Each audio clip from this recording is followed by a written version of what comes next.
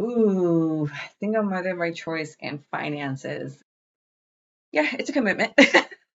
And my thing is it's obviously doing IVF and stuff, it can get expensive and the drugs and stuff, but don't let that scare you. It may be less than you actually think it is. And I would implore you to think outside the box. So for me, the clinic I use was outside of the US, right? So I'm from the US, where healthcare in and of itself is horrible, right? And the cost of healthcare is even worse.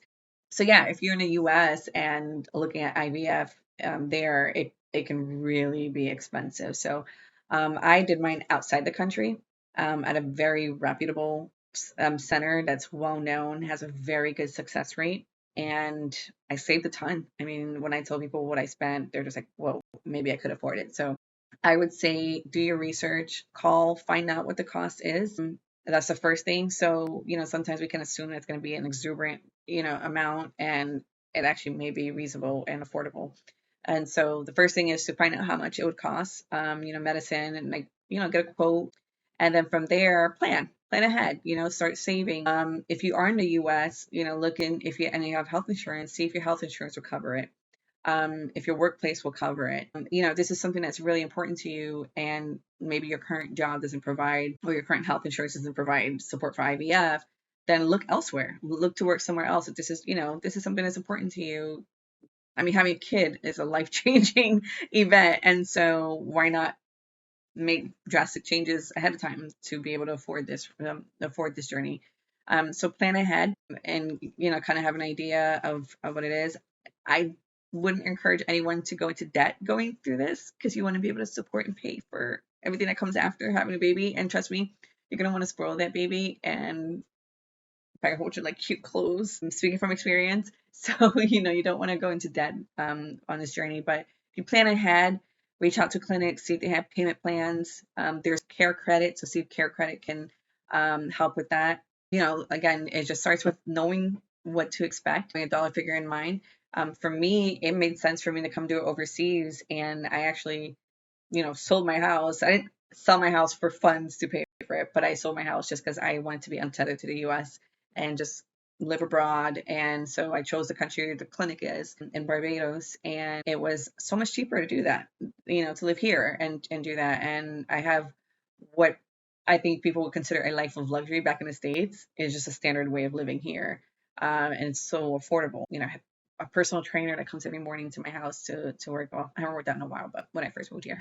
So I have a full-time nanny, access to the beach whenever I want. It's just you just have to see, evaluate what's important for you, and make an drastic change. And I know some people have family that's a support system, and so you don't want to move away and stuff like that, and that's fine. I mean, for me, even when I was in the US, I barely saw my family, and some of them live 45 minutes away. So for me, moving to an island wasn't that different. But you can be creative, find ways if you have to work extra to save up money and do it. But like I said, I would say the first step is to find out how much, get a quote for your meds, the process. Look outside the country, even if you don't move to another country like I did. I know it's pretty drastic for most people, but even if I didn't move here, it still would have been less expensive to come and vacation during the process. And I've had friends who come here, they do most of the medicine and stuff back home in the States, and then they come to Barbados and do the process, the egg retrieval, leave, come back, do the embryo transfer, and then go back home, and that's it. And it's like a nice little vacation.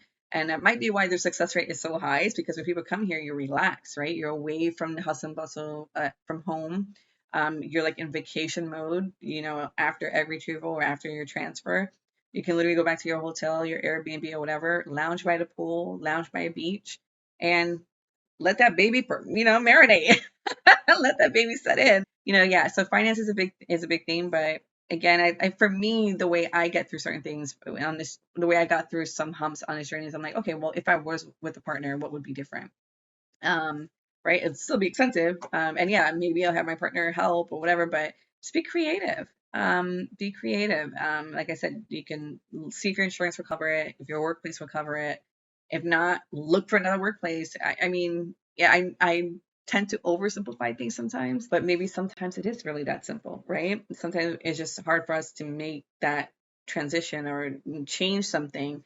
But again, when you look at what's important to you, and if, wanting to be a mom is really important, make that change. Again, I can't stress enough, like having a baby is a life-changing event. So if you can do that, you can change jobs, you can change health insurance, you can travel to another country to be able to afford the journey, the start of the journey. So there's that, but things to consider in terms of like what your expenditure is going to look like. So obviously the procedure, whether you're going to do IUI or IVF, the cost of medicine.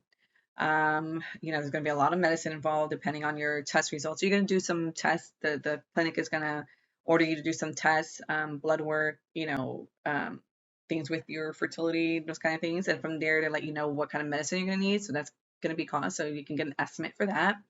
Again, if you're traveling to another country to do it, factor in hotel, food, and travel. Taking out the vials of sperm, from sperm bank, if that's the route you're going to go. If you're going to do go that route through sperm bank as opposed to maybe someone that you know. So the vial sperms, and the more genetic testing or more information available for about the donor, the more expensive the sperm is going to be. And I believe the more successful pregnancies that they have, the more expensive the sperm is going to be. So look into that and put together your costs, and then just plan for it, but create a savings for that. Look for ways. And then if your insurance does cover IVF, see everything that they cover, right? Do they cover the meds? Do they cover the sperm? Do they cover the tests that you have to do? Find all that out, and you may find like it's more feasible, digestible than you actually expected. So that's something to think of.